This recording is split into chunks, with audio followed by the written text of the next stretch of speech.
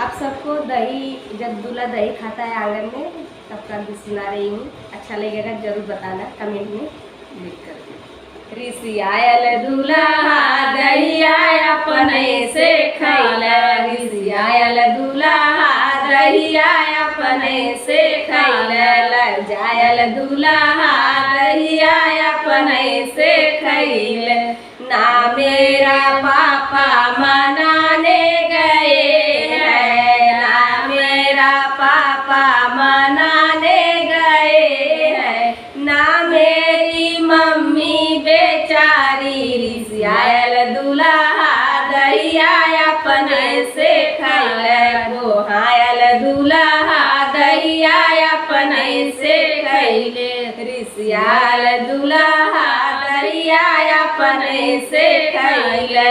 ना मेरा चाचा मनाने गए हैं, ना मेरे चाचा मनाने गए हैं, ना मेरी चाची बेचारी, रिसियाल दूल्हा दहिया अपने से खैले, रिसियाल दूल्हा दहिया अपने से खैले, गोहायल दूल्हा दहिया अपने से खैले।